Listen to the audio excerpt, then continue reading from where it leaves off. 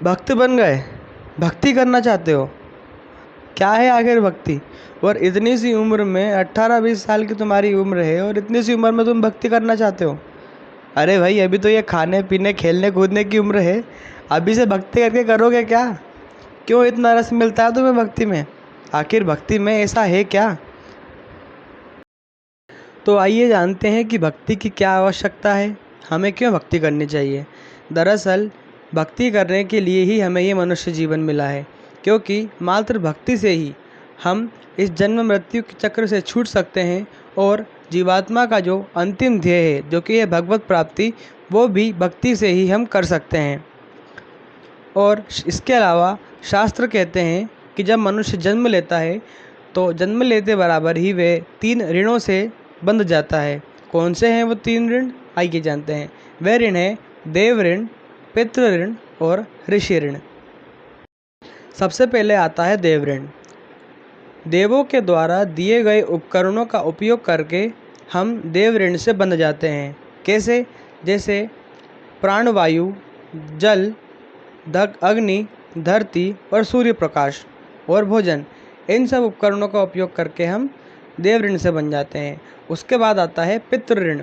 हमारे पितरों के द्वारा पुण्य और कर्म के फलों से हमें मिली संपत्ति, जो कि है हमारी सभ्यता और हमारी संस्कृति, इसका उपयोग करके हम पितृ ऋण से बन जाते हैं। उसके बाद आता है ऋषि ऋण।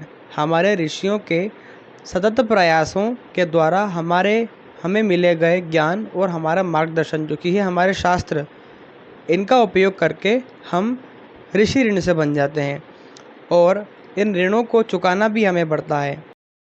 यह तो हुई ऋण की बात। अब इस ऋण को चुकाएं कैसे? तो आइए जानते हैं। सबसे पहले देव ऋण।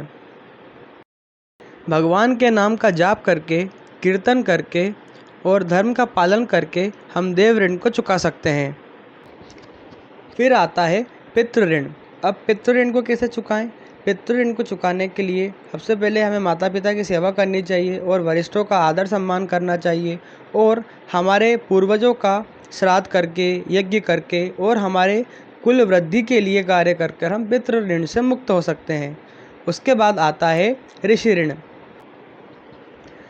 धर्म का कार्य करके, साधु, गुरु और संतों को नियमित दान दक्षिणा देकर और धर्म का प्रचार प्रसार कर हम ऋषि ऋण से मुक्त हो सकते हैं।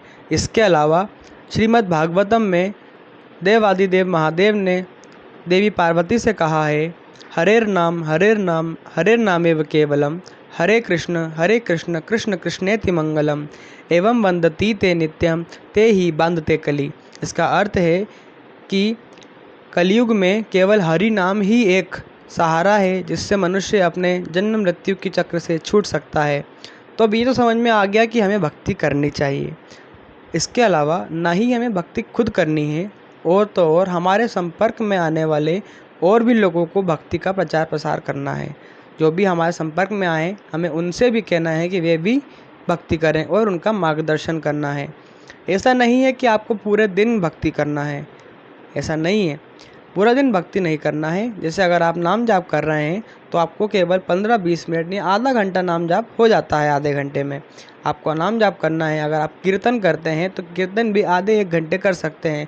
उसके बाद आप अपनी पूजा पाठ कर आप अपने दिनचर्या के कार्यों में लग सकते हैं। मिलते हैं अगली वीडियो में। हरे कृष्णा।